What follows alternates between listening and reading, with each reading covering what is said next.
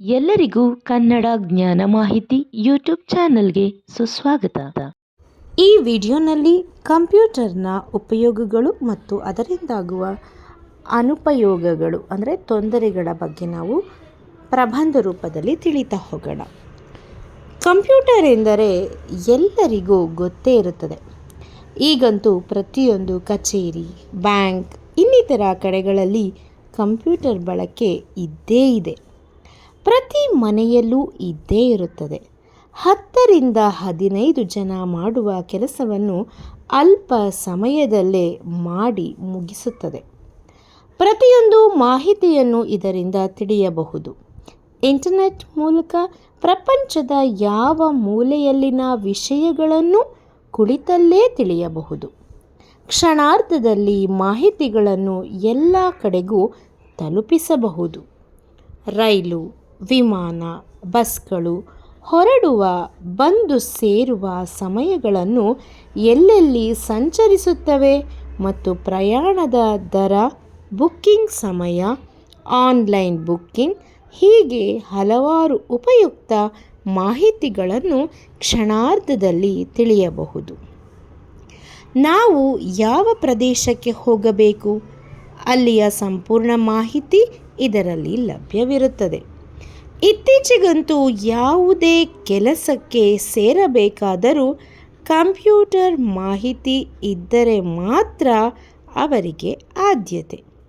ಇತ್ತೀಚೆಗೆ ಪ್ರಾಥಮಿಕ ಶಿಕ್ಷಣದಿಂದಲೇ ಕಂಪ್ಯೂಟರ್ ಶಿಕ್ಷಣವನ್ನೂ ಸಹ ಕೊಡುತ್ತಿದ್ದಾರೆ. ಕಂಪ್ಯೂಟರ್ ಇಲ್ಲದೆ ಯಾವ ಕೆಲಸವೂ ನಡೆಯದು ಎಂಬ ರೀತಿ ಇದೆ.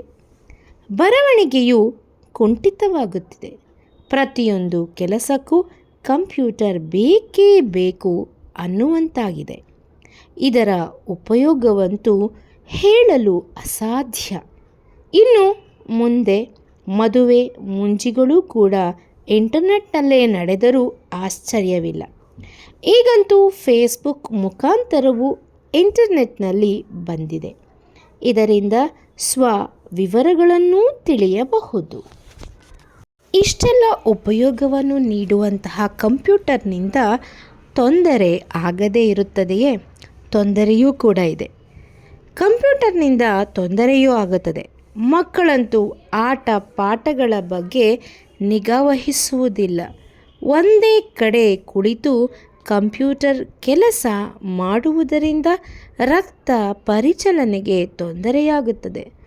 ಒಂದೇ ಸಮನೆ ಕುಳಿತು ಬೆನ್ನು ನೋವು, ಸೊಂಟ ನೋವು, ಕಣ್ಣಿನ ತೊಂದರೆ ಹೀಗೆ ನಾನಾ ರೀತಿಯ ಕಾಯಿಲೆಗಳು ತಂದುಕೊಳ್ಳುತ್ತಾರೆ. ಕಂಪ್ಯೂಟರ್ನಲ್ಲಿ ಒಳ್ಳೆಯ ವಿಷಯಗಳ ಜೊತೆಗೆ ಕೆಟ್ಟ ಅಂಶಗಳೂ ಸೇರಿಕೊಂಡಿದೆ. ಬೇರೆಯವರ ಮಾಹಿತಿ ಸಂಗ್ರಹಿಸಿ ಅವರ ಬಗ್ಗೆ ಕೆಟ್ಟ ಅಭಿಪ್ರಾಯಗಳು ಬರುವಂತೆಯೂ ಅವರನ್ನು ಇಮೇಲ್ ಮೂಲಕ ಮೋಸಗೊಳಿಸುವುದು, ಅವರಿಗೆ ತೊಂದರೆ ನೀಡುವುದು ಹೀಗೆ ನಾನಾ ರೀತಿಯಲ್ಲಿ ತೊಂದರೆಯೂ ಆಗುತ್ತದೆ. ಯಾವುದೇ ವಸ್ತುವಾಗಲಿ ವಿಚಾರವಾಗಲಿ ಅದರಿಂದ ಉಪಯೋಗವನ್ನು ಪಡೆದು ಅಭಿವೃದ್ಧಿ ಹೊಂದಬೇಕೇ ವಿನಃ ಅದನ್ನು ದುರುಪಯೋಗ ಪಡಿಸಿಕೊಂಡು ಇತರರಿಗೆ ತೊಂದರೆ ಉಂಟು ಮಾಡುವುದು ಸರಿಯಲ್ಲ.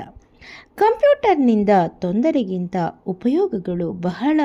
ಸಮಯದ ಉಳಿತಾಯ, ಸ್ಥಳದ ಅಭಾವ, ಪೆನ್ನು, ಪುಸ್ತಕ ಇವುಗಳ ಬಳಕೆಗೆ ಕಡಿವಾಣ ಹಾಕುತ್ತದೆ ಕಂಪ್ಯೂಟರ್. ಹೀಗೆ ಕಂಪ್ಯೂಟರ್ ಎನ್ನುವಂತಹ ವಸ್ತುವಿನಿಂದ ನಾವು ಅನೇಕ ಉಪಯೋಗಗಳನ್ನು ಹೊಂದುವುದರ ಜೊತೆಗೆ ಅದರ ಅನುಪಯೋಗಗಳನ್ನು, ಅದರಿಂದ ಉಂಟಾಗುವ ತೊಂದರೆಗಳನ್ನು ಈ ಪ್ರಬಂಧದ ಮೂಲಕ ತಿಳಿದುಕೊಂಡೆವು. ಈ ಮಾಹಿತಿ ಇಷ್ಟವಾದಲ್ಲಿ ಚಾನಲ್ ಲೈಕ್ ಮಾಡಿ, ಶೇರ್ ಮಾಡಿ, ಸಬ್ಸ್ಕ್ರೈಬ್ ಮಾಡಿ.